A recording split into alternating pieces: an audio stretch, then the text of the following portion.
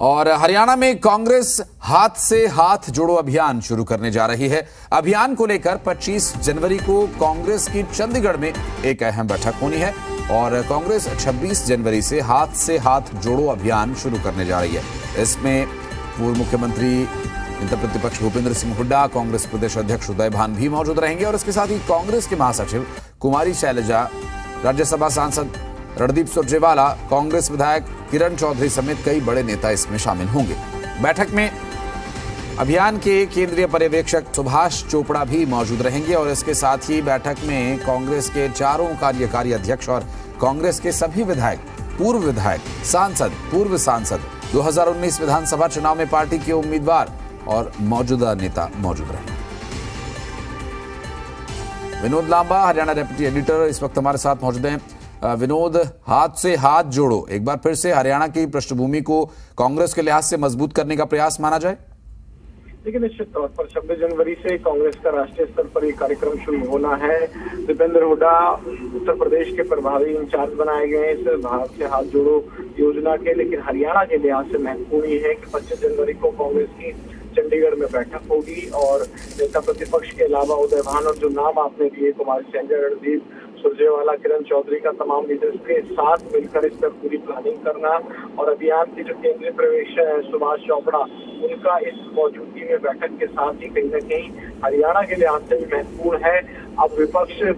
के तौर पर अपनी उपस्थिति जिस तरह से दर्ज कराना चाह रही है, चाहे कांग्रेस की भारत जोड़ो यात्रा की बात करें या हाथ से हाथ जोड़ो यात्रा की बात करें, चुनावी राज्यों में ठीक है 23 में चुनाव नहीं है हरियाणा में, लेकिन 24 की तैयारियों के लिहाज से कांग्रेस एक्टिव नजर आती है और जो राष्ट्रीय स्तर के कार्यक्रम है उसको हरियाणा कांग्रेस की टीम जिस तरह से हरियाणा में इस्तेमाल करती है प्रचार प्रसार और जिस तरह से उसका फायदा कहीं ना कहीं कांग्रेस ये दावा भी करती है कि हरियाणा में मिल रहा है। ऐसे में महत्वपूर्ण नेताओं के साथ 25 जनवरी को जब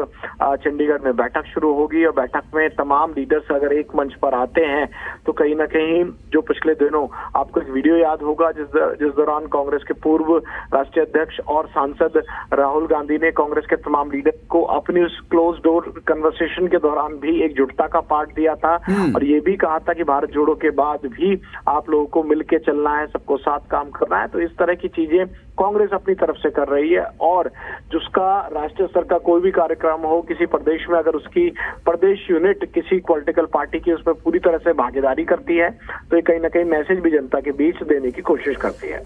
वो वीडियो जिसका आपने जिक्र किया उसमें राहुल गांधी एकजुटता की बात दोहराते नजर आते हैं और हरियाणा में अब चूंकि बहुत लंबे समय से हरियाणा को कवर करते आए और हरियाणा की खासकर कांग्रेस की जो पृष्ठभूमि रही है, एक विघटन, एक द्वंद, एक हमेशा मतभेद की स्थिति उत्पन्न रहती है, लेकिन नेता मंच पर या माइक पर कई बार उस चीज को डिनाय कर देते हैं, नहीं ऐसा कुछ नहीं है। लेकिन किरण चौधरी, हुड्डा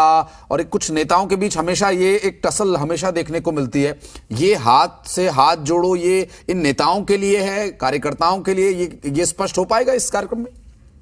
देखिए, बिल्कुल है तो ये कार्यकर्ताओं के लिए पर जैसे मैंने कहा कि कार्यक्रम है, लेकिन इसका असर हरियाणा कांग्रेस की अंदरूनी राजनीति पे कितना फर्क पड़ेगा ये देखने वाली बात होगी। ये है कार्यकर्ताओं के लिए ही, लेकिन निश्चित तौर पर जिस तरह से हम राहुल गांधी के चीजों का जिक्र करते हैं, जिस तरह से तमाम चीजों का जिक्र हो रहा है, ऐसे में महत्वपूर्ण हो जाता है कि उसका फायदा हरियाणा कांग्रेस कितना उठा पाती है। जी, अमूमन इस तरह के कार्यक्रम जब भी होते हैं तो किरण चौधरी या भूपेंद्र सिंह हुड्डा